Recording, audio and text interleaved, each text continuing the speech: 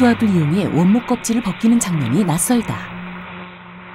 목재로 쓰기 위해서는 반드시 껍질을 벗겨 건조해야 한다고 한다.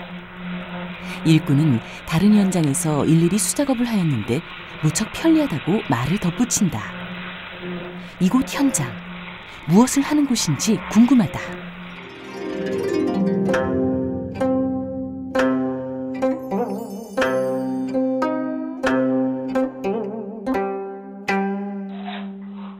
두 사람의 일꾼이 벽에 흙을 바르고 있다. 자세히 보니 흙벽에 흙을 덧바르고 있다. 흙집이다. 흙집과 치유를 의미하는 힐링이 에코 트렌드로 자리 잡고 있어 요즘 들어 너도 나도 흙집에 열광하고 있다. 바깥을 바라보니 한 일꾼은 망사채로 흙을 거르고 있고 다른 일꾼은 무언가를 끓이고 있다.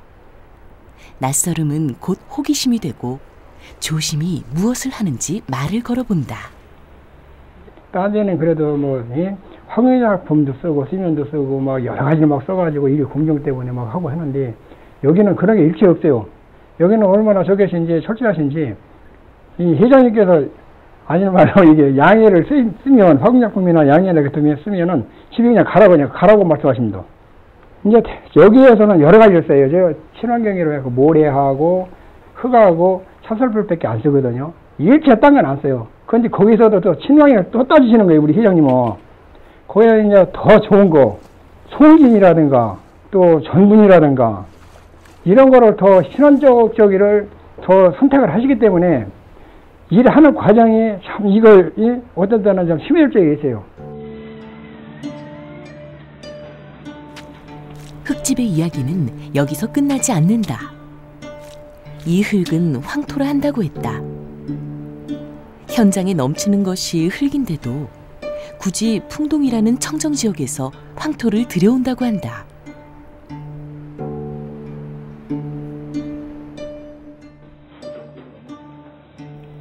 그러고 보니 목재를 제외하면 기초바닥에서부터 집안 곳곳에 황토로 마감되어 있다. 벽돌 또한 황토로 만들어졌다. 정화의 단지 내 황토벽돌 공장에서 물과 황토로만 벽돌을 만든 뒤 자연 건조시켜 사용한다고 한다. 건축물의 마무리 단계를 수장 공사를 했는데 5개월 동안의 수장 공사는 끝이 보이지 않는다. 초벌, 재벌, 정벌 등 무려 5번의 과정을 친환경 재료와 자연 건조를 고집하기 때문이란다. 그만큼 수장 공사에 공을 들이기 때문이 아닐까?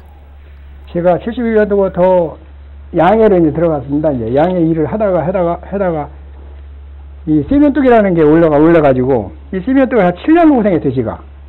7년을 고생했는데 병원이라는데 병원 다 돌아다니고 뭐 이 전국에 다 돌아다니봐도 그 세면뚝이라는 것이 쉽게 낫질 않아요.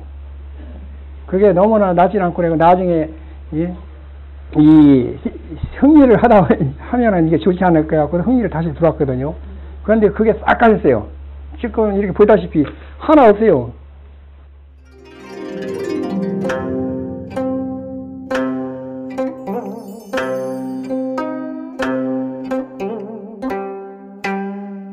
나무에 대한 자랑은 저는 나무를 볼 때마다 제 자식 같아요. 목수 생활을 했는지 뭐 한 30년 됐지만은 한 토막 볼 때마다 야, 여기는 어디 들어가는 나무다. 정말 내 자식같이 사랑하지 않으면은 나무를 못 만집니다. 그냥 대충 하루 품이나 때운다 이런 생각하면 절대 이런 집이 안 나와요. 자식 키우는 정성을 목재에다 쏟으면은 이런 집이 나올 수가 있어요. 나무를 아끼고 자식만큼 사랑할 줄 알아야 나무를 만질 수 있는 목수라고 저는 봅니다.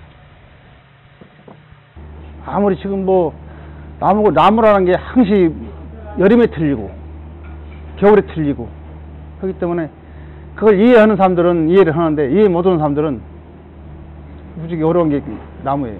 우리가 이해를 해도 그 나무 성질 100% 다 알 수는 없어요. 할 때는 다 맞춰놨어도 몇 달 지나고 몇 년 지나면 우리가 다시 봐도 뒤틀리고. 그래서 저희는 이분이 많이 신경 쓴 게 나 맞는 스타일을 많이 갔어요. 시간이 많이 걸려도. 그래서 우리 회장님이 그냥 막 단열 너무 섬세하니까 저도 난 30년 넘게 일했지만 이렇게 힘든 건 좀 처음이에요. 궁금했던 실마리가 풀린다. 이곳은 우리 전통, 우리의 얼이 살아 숨쉬는 우리의 집 한옥 현장이다. 이곳 한옥 현장은 다른 곳과 다르게 금강송으로 집을 짓는다고 한다. 금강송은 더디게 자라 나이테가 조밀하고 송진 함유량이 많아 잘 썩지 않고 갈라지지 않으며 강도가 높아 이미 조선시대부터 우수한 목재로 인정받았다 한다. 이 금강송이 어떻게 집으로 만들어지는지 그 과정이 알고 싶어졌다. 혹한과 대설로 빙판길이 되어버린 도로. 위험을 감수하면서도 나무 이송을 결정한 것은 지금 시기를 놓치면 그 해를 지나 4월, 5월에나 목재의 하산이 가능하기 때문이다. 아무리 기계화, 자동화가 되었다 해도 오지 속 이곳, 산을 오르고 내려가면서 나무를 베는 데는 예나 지금이나 달라진 것은 없다. 오로지 벌목꾼의 경험에 의지할 뿐. 대자연 앞에 이들의 모습이 정말로 강인해 보인다. 모든 분들이 우리 정화 한옥에 내빈하시면은 규모에 굉장히 놀라십니다. 근데 저는 감히 말씀드리고 싶은 거는 그 규모에 놀랄 필요는 없습니다. 근데 진짜 놀랄 부분은 친환경에 대한 입장을 말씀드리고 싶거든요. 저도 한옥을 많이 지어봤지만은 한옥을 짓는다는 것은 그렇게 어려운 일이 아닙니다. 근데 친환경으로 짓는다는 거는 제가 뼛속 깊이 느꼈지만 너무 어렵습니다. 이거는 건축 방법에서부터 뭐 이런 방부제라든지 일반 인체 해로운 그런 전혀 안 들어간다는 거는 정말 힘듭니다. 근데 그걸 지금 저희 정화 한옥에서 추구하고 있습니다. 이곳은 일반 한옥 현장에선 보기 드문 제재소를 운영하고 있다. 제재기의 고속 톱날, 목재를 자르는 굉음 소리. 이곳이 제재소의 모습이다. 항상 위험이 도사리고 있기에 긴장감을 놓을 수 없다. 한옥이 만들어지는 모습은 보는 눈이 즐겁다. 큰 목재가 척척 들어맞고 갈고질과 매질의 소리가 청명하기까지 하다.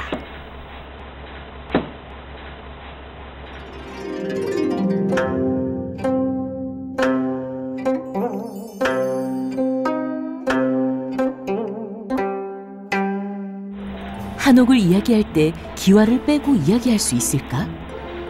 기와는 우수가 들어오면 안 되는 기능은 물론 한 켜 한 켜 놓아지는 정성으로 한옥의 가장 아름다운 미관을 만들어낸다.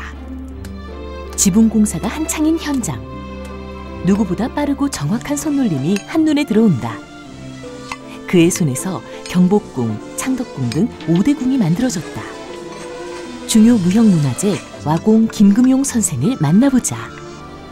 기와가 300여 건이라는 게 비가 새질 말아야 되고 복이 좁아야 되고 수명이 그래야 오래 가야 된다고 말이야. 정확한 기술자를 만나면 오래 1000년이고 보존할 수 있어도 정확한 기술자 못 만나면 금방 망가질 수가 있다. 석가래와 덧석가래의 개판을 덮고 나면 지금부터는 와공의 몫이다. 모르는 사람들은 와공은 기와만 올리는 사람들로 알고 있지만 지붕에 물매를 잡는 적심에서부터 와공은 몫수가 된다.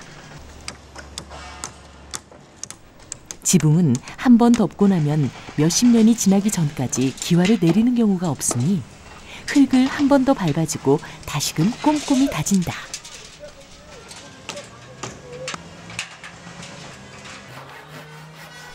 지붕에 기와를 올리기 위해서 연함이라는 부재를 만든다. 첫 기와가 올라가는 만큼 크기나 기울기가 일정해야 하기에 중요한 공정이다.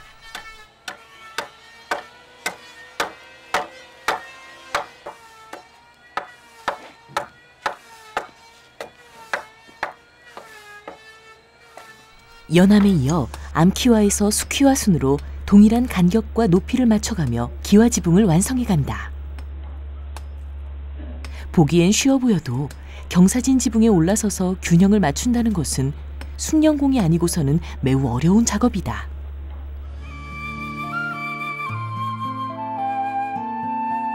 가장 위 용마루 기와가 올라가고 나면 비로소 지붕 공사는 마무리가 된다.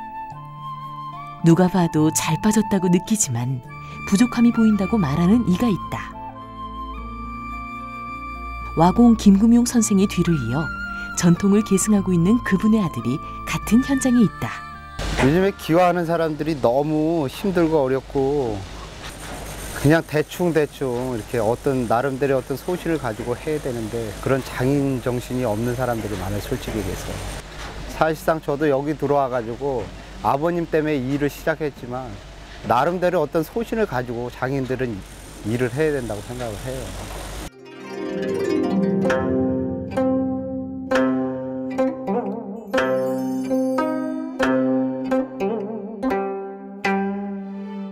한옥 한 채 한 채가 서로를 배려하며 집에 자리를 잡는다. 그 어울림이 하나 되어 자연이 되고 봉화사는 자연을 안았다. 누구일까? 이곳에 터를 잡고 자연을 닮은 한옥을 지어가고 있는 그 사람의 소리를 담고 싶다. 한옥을 얘기하자면 과거에 저희 동심의 세계로 되돌아가야 합니다. 초등학교 시절 할아버지의 손을 잡고 한교를 가게 되었습니다. 그 당시 한문 공부는 싫었지만 그것의 한옥 풍경이 너무 좋았어요. 꿈이 이루어질 것이라고 생각하지는 않았지만 그 꿈을 잊어버린 적은 없었다. 13년 전 후손을 위해 무엇을 남길 수 있을까 생각했고 조부모의 가르침을 되새겼다. 나의 고향, 봄이면 매실꽃이 만발하던 나고 자란 그곳을 옮겨놓고 싶다. 좋은 한옥을 지으려면 첫째로 좋은 터가 있어야 합니다. 그 터를 찾아 저는 전국 관광업을 돌아다녔고 결국 이 터를 찾아서 이곳에 돌 하나 흙 한 줌 서오르지 않고 3년 동안 봉화산을 내려다녔습니다. 건축인도 미술가도 아니지만 서툰 솜씨로 손그림을 그리고 또 그렸다. 꿈을 이루는 데는 많은 지식과 경험이 절대 조건은 아닌 듯하다. 아직도 진행형인 정화의 미래를 같이 그려본다. 회장님은 이제 여기 이 마을에 대한 여기 사명감이 크시고요. 제 있는 힘 닿는 것 실력만큼만 열심히 하려고 노력하고 있어요. 나무 자체 수입나무 안 쓰고 한국나무로만 하고 친환경으로 하고 튼튼히 해 떼는 거 그건 잡으시네. 이 현장 끝날 때까지 열심히 일해서 이 현장의 모든 건물 하나하나 그 건물에 내 손이 내 땀과 열정이 다 들어가 있다는 보람을 느끼고 싶습니다. 우리 현장이 진짜 마무리가 된다 하면은 진짜 고향 경기도에서 또 우리 전국에서 진짜 어마어마한 이 한옥 단지가 될 것 같아요. 힘들죠. 힘든데 그 무에서 유를 창출한다는 말이 있잖아요. 그 한 채 한 채 올라가면서 그걸 보면서 정말 그 울컥하는 그런 걸 이제 느끼게 된 거죠. 다음 날 새벽, 이 시간 택시 한 대가 정화 한옥마을에 가기 위해 누군가를 기다리고 있다. 누굴까? 바로 이양규 회장이다.